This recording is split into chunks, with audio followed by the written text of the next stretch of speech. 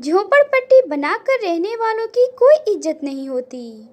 ऐसे लोग कहीं भी झुग्गी झोपड़ी बनाकर रहने लगते हैं और फिर जब सरकार उन्हें वहां से भगा देती है तो दूसरी जगह ढूंढकर ये लोग रहने लगते हैं। इन्हीं झुग्गी झोपड़ियों में मंजू नाम की एक लड़की रहती थी। माँ, वो देखो ट्रेन जा रही है, ट्रेन। अरे ट्रेन जा रही है तो मैं क्या करूं? हम लोग भीख मांगकर अपना गुजारा करते हैं और ऐसे में तुम ट्रेन में बैठने का सपना भी मत देखना। ट्रेन में बैठना कौन सी बड़ी बात है माँ? झुग्गी झोपड़ी में रहने वाले लोग भी ट्रेन में बैठकर इधर उधर जाते ही रहते हैं। ये लोग बिना टिकट लिए ही ट्रेन में घुस जाते हैं और फिर जब पुलिस इन्हें पकड़ती है तो जेल में जाते हैं। बेशक हम लोग भीख मांगकर अपनी ज़िंदगी जीते हैं, लेकिन उस जेल की ज़िंदगी से काफ़ी बेहतर है।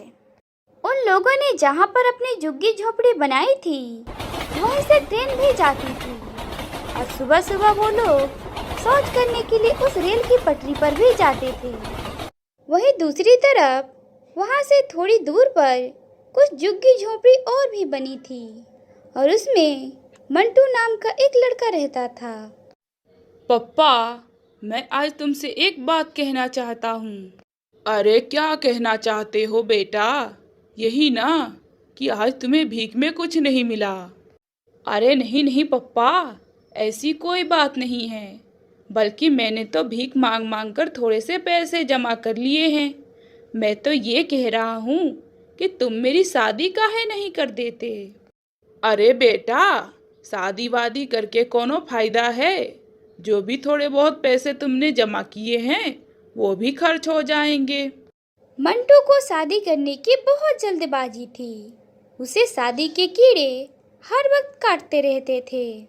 मंटू शौच करने के लिए रेल की पटरी पर बहुत दूर तक निकल जाता था। एक दिन मंटू के पिता उसके पीछे पीछे चले गए, ये जानने के लिए कि आखिर मंटू इतनी दूर क्यों जाता है। तब उन्होंने देखा कि मंटू मंजू से मिलने आया है। मंजू, इससे पहले कि हमारी झोपड़ी यहाँ से तोड़कर हटा दी जाए और तुम कहीं और रहने लगो, इससे पहले ही मैं तुमसे शादी करना चाहता हूँ। मंटू, तो तुम किसका इंतज़ार कर रहे हो? जो भी करना है तुम्हें ही करना है। तुम ऐसा करो, मेरे मम्मी से बात करो और फिर हम लोग शादी कर लेते हैं। मंटू जैसे ही अपने घर की तरफ जाने के लिए मुड़ा, तभी उसका पिता भी वहां से भाग गया और अपनी झोपड़ी में आकर बैठ गया। अरे मंटू, अब मैं समझ गया हूँ कि तू मुझसे शादी के लिए रोज रोज क्यों बोलता है।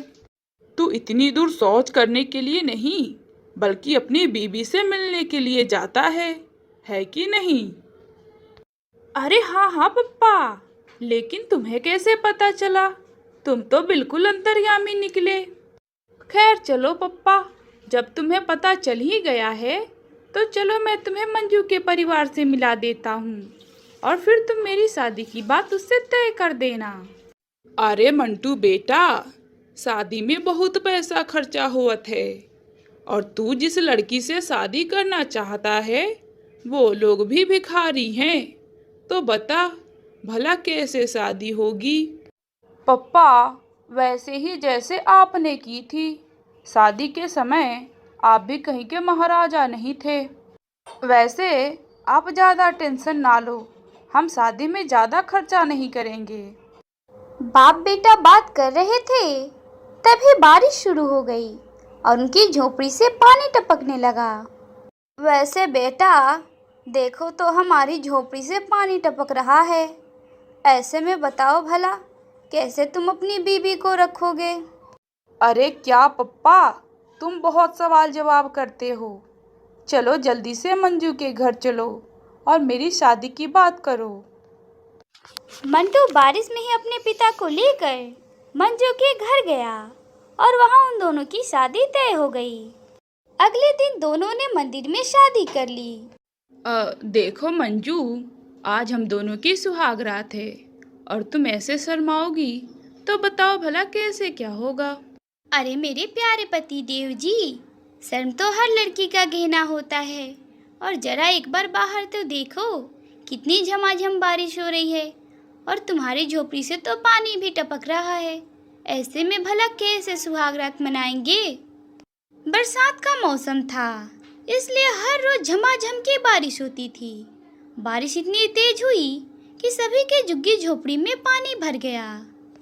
तेज बारिश और आंधी तूफान की वजह से थोड़ी ही देर में उनकी झुग्गी झोपड़ी पानी में बह गई, जिससे वो लोग खुले आसमान के नीचे खड़े हो गए। अरे ये क्या मंजू, ये जो टपकने वाली झोपड़ी थी अब ये भी हमारे पास नहीं रही।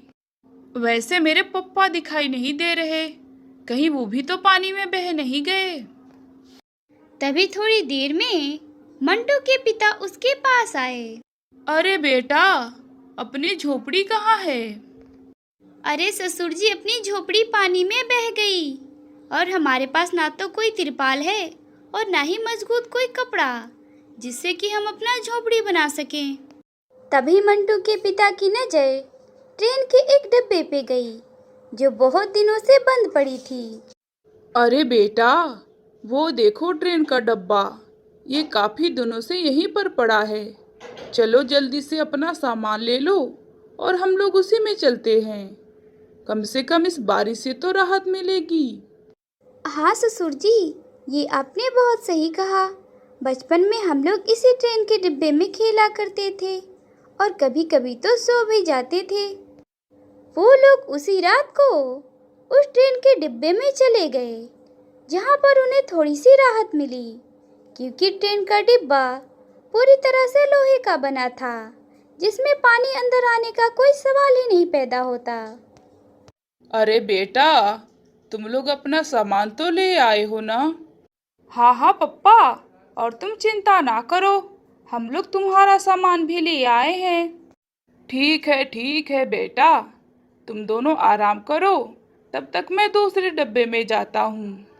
इतना बोलकर मंटू के पिता दूसरे डब्बे में जाकर सो गए।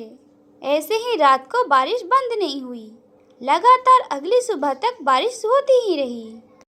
तब मंजू ने कहा, देखो मंटू, जिस तरह से हम लोग झोपड़ी में रहते थे और उसका कोई सहारा नहीं था, वैसे ही ये ट्रेन का डब्बा है।